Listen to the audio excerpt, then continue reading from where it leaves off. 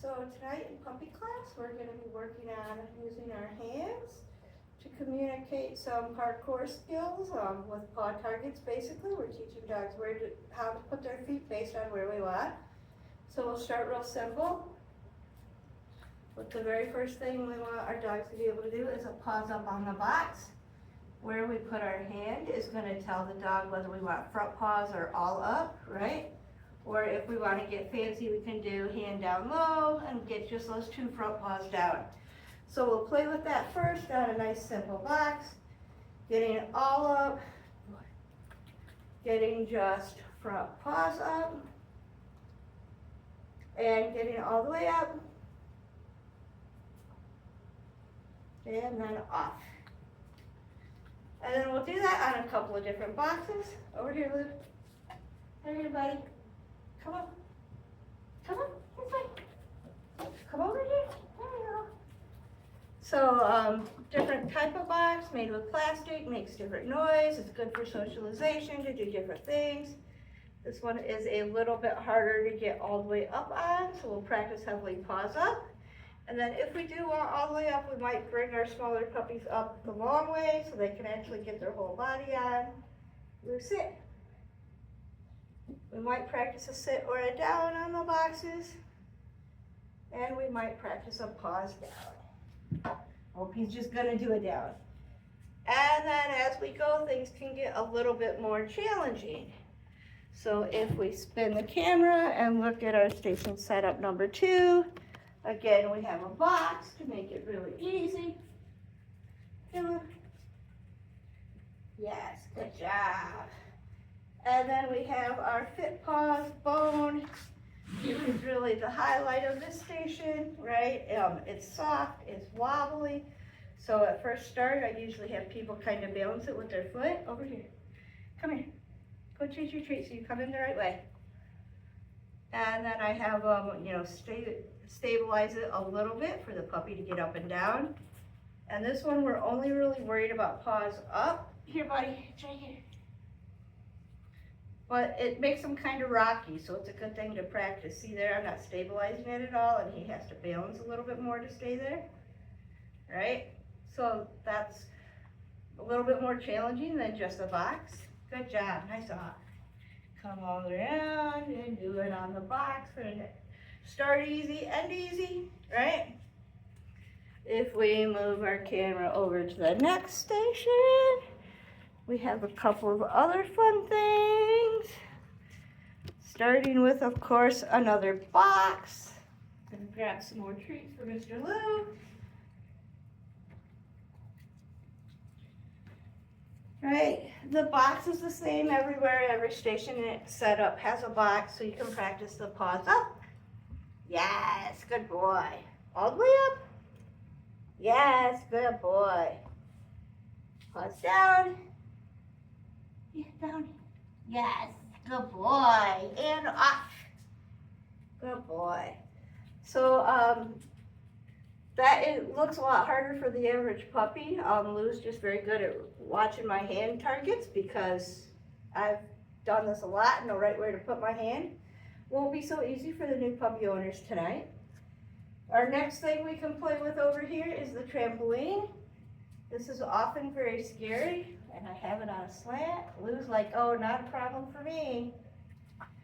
So our socialization experience is for touching things. So like here, all we want is them to interact with it. Yeah, he's king of the mountain. So we might do this fun little game of paws up, and then toss the treat behind them so they have to run off.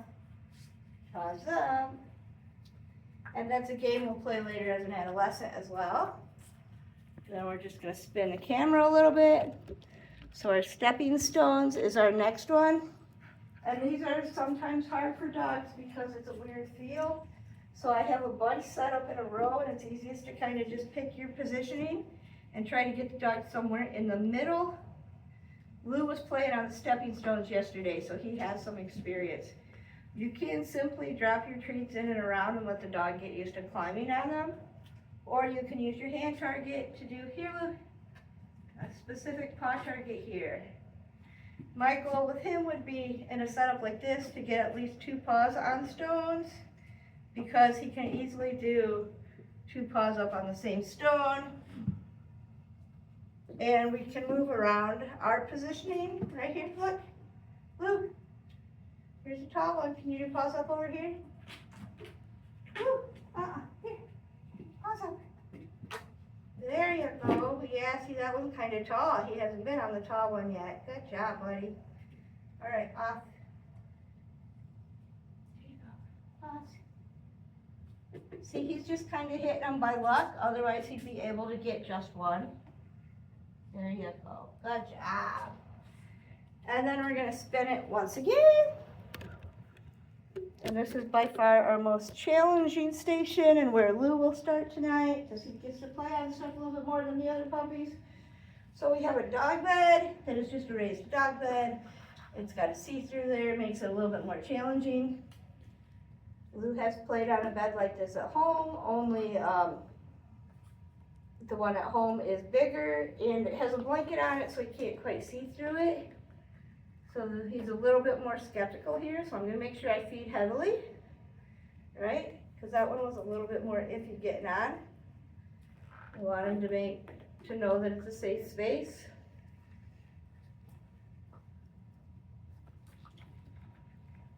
And then again, we got the plastic box here that we were using over there. It's the same style, so he's already played on this one, right? And then our most challenging one is our wobble board, and I have it set up tonight to be not wobbly, right? The goal is the different height, it's a different surface for sure. So I want him to get comfortable on it first. And then as he's comfortable on it, I'm going to slowly slide it out a little bit more so it can wobble a little bit. Yeah. He's like, I don't care that it wobbles. So I'll hold it down with my foot and kind of gently rock it a little bit as he gets used to that balance. Send him off. We'll let him come back up and pause. Pause. Right here. There you go. Then I'll let my foot go off. Where I position treats here, I'm going to shift his body to make it rock on him. Right? And so that rocky, it makes it a little bit hard for him, and he's got to like figure out how to balance. So this is the hard one, and all puppies may not do that one, but they're welcome to try if they want to. When I have one more thing that's hard, I kind of set up as our first station as an alternate. And that is these yellow paw targets, because these are A, small, but you can do both sides. They have a pokey side on one, and then a flatter side that's more wobbly on the other one. Here, you gotta pause. Look, pause. Pause. Up, up, up, up. Here. Come on, what's up?